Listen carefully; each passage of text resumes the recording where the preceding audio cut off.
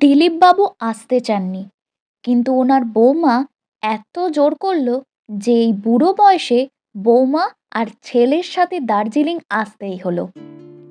একে তো এই বয়সে শরীর আর আগের মতো সঙ্গ দেয় না, তার মধ্যে এই ঠান্ডায় কি যে হবে এই ভেবেই ওনার ভয় লাগছিল।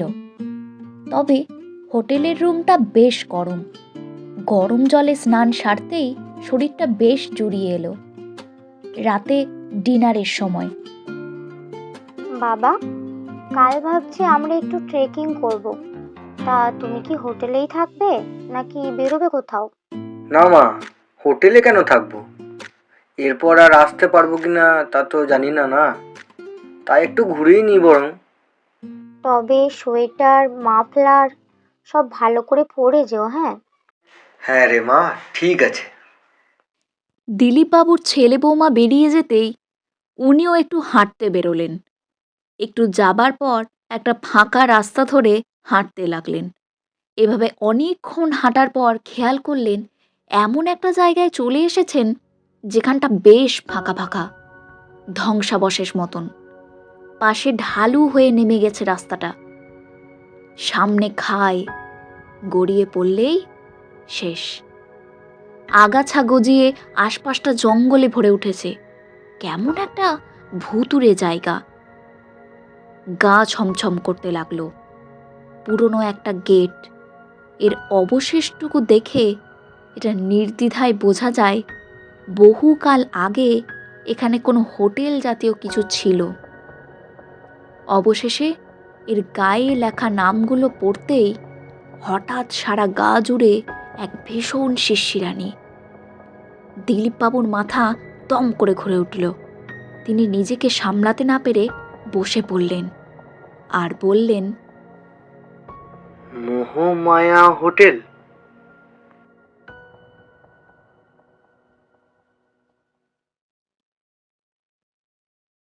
সব কিছু এক নিমেষে চোখের সামনে ভেসে উঠল। মায়া, তার একমাত্র স্ত্রী। আজ থেকে 25 বছর আগে ঠিক এই জায়গায় দিলীপবাবু একজন নামী নেতা, বড় বড় লোকের সাথে যার ওঠা বসা, তিনি নিজের বউয়ের নামেই এখানে এই হোটেলটা খুলে দিয়েছিলেন। দিলীপবাবুর তখন বয়স কম। বাড়ির কাজের মেয়েটার সাথে সেই যে অবৈধ সম্পর্ক গড়লেন, ভেবেছিলেন গরিব, টাকা দিলেই সব কিছু ধামা চাপা পড়ে যাবে। কিন্তু ব্যাপারটা সেরকম হলো না। লোক জানাজানি হতেই বাধ্য হয়ে বিয়ে করতে হলো।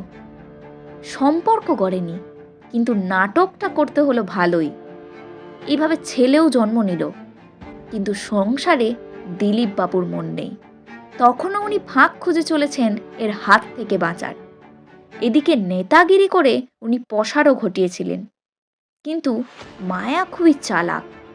ঠিক তখনই দ্বিতীয় বিবাহবার্ষিকীতে, ছেলের বয়স তখন 1 বছর হবে, নিজের স্ত্রীকে দিলেন এই হোটেল খুলে সারপ্রাইজ হিসেবে।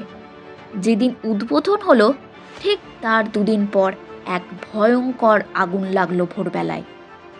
দিলীপবাবু হাঁটতে বেরিয়েছিলেন, এসে যতক্ষণে পৌঁছালেন সব শেষ। দাউ দাউ করে আগুন জ্বলছে, শুধু একটা বাচ্চা মেয়ে ছাড়া আর কেউ বাঁচতেই পারেনি। তারপর ছেলেকে বিদেশে পাঠিয়ে দিলেন। তারপর বিয়ে করেননি ঠিকই, কিন্তু মেয়েদের বাড়িতে আনাগোনা কম হয়নি। সবাই জানল সজ্জন ব্যক্তি। এদিকে কেউ লাশের ধ্বংসাবশেষও পায়নি, কিন্তু সবটাই যে দিলীপবাবুর প্ল্যান কেউ বুঝতে পারেনি। নিজের বুদ্ধির তীক্ষ্ণতা কত বুঝতেই উনি মিচকে হাসলেন। ঠিক তখনই হঠাৎ কার যেন অট্টহাসিতে বুকে হৃৎপিণ্ডটা কেঁপে উঠল। সিদ্দারার উপর দিয়ে শীতল স্রোত বয়ে গেল। হঠাৎ এক শীতল ঠান্ডা হাওয়া। কে একজন কালো শাড়ি, সাদা চোখ, মুখের কোণ বেয়ে রক্ত গড়াচ্ছে। অবয়বটা দেখতেই তিনি বলে ওঠেন, কে কে মায়া? মায়া তুমি?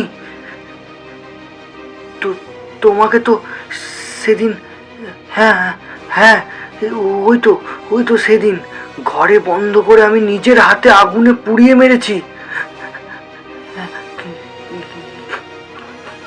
কিন্তু তুমি কি করে এলে?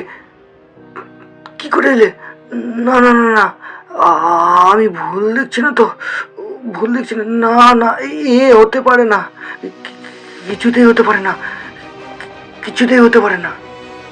কি দিলীপ বাবু, কি ভেবেছিলেন আপনি আমাকে মেরে ফেলবেন আর কেউ জানতেও পারবে না? বলুন, কেউ বুঝতেও পারবে না আপনি ঠিক কেমন মানুষ।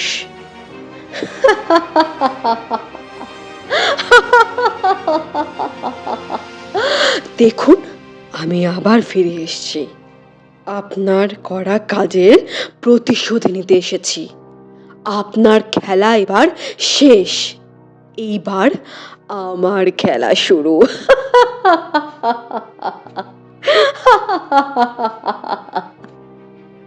না না না, হতে পারে না, কিছুতেই হতে পারে না।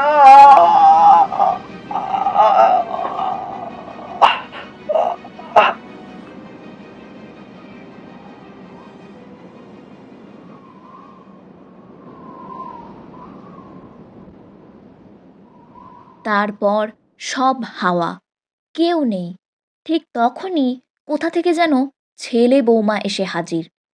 দিলীপবাবু ভেবেছিলেন উনি বেঁচে যাবেন, কিন্তু ছি, ছি বাবা, ছি! তুমি আমার মাকে মেরে ফেলেছিলে। ছি! আমার ঘেন্না হচ্ছে তোমার ওপর বাবা। তোমাকে বাবা বলতে আমার লজ্জা লাগছে। তোমার তো হাজতবাস হওয়া দরকার। ওটাই হবে দীপ, তুমি চিন্তা করো না। ওই যে বাচ্চাটা যে বেঁচে ছিল, ওটা আমি। তোমায় বলা হয়নি, আমি under cover inspector Nilima Banerjee.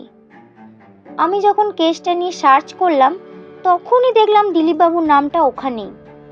আর তারপরেই তোমার সাথে বিয়ে। আর উনি বলেছিলেন ওনার কিচ্ছু মনে নেই।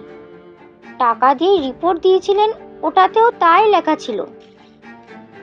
আমার সন্দেহ হওয়ায় আমি ওনাকে এখানে আনার প্ল্যান করি। তবে দিন সাতেক আগে হঠাৎ রাত্রে আমি তোমার মায়ের দেখা পাই। জানি হয়তো ব্যাপারটা কাকতালীয়, তবে এটা সত্যি। এই জন্যই ওনার জামাতে একটা ছোট্ট রেকর্ডার লাগানো ছিল। ওনার খেলা শেষ। তোমার মা এবার শান্তি পাবেন দীপ।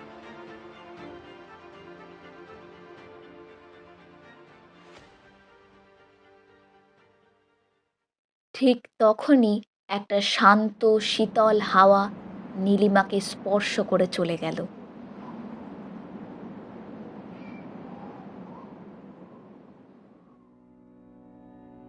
শুনছিলেন আজকের বিশেষ নিবেদন অম্বিকার লেখা মোহমায়া।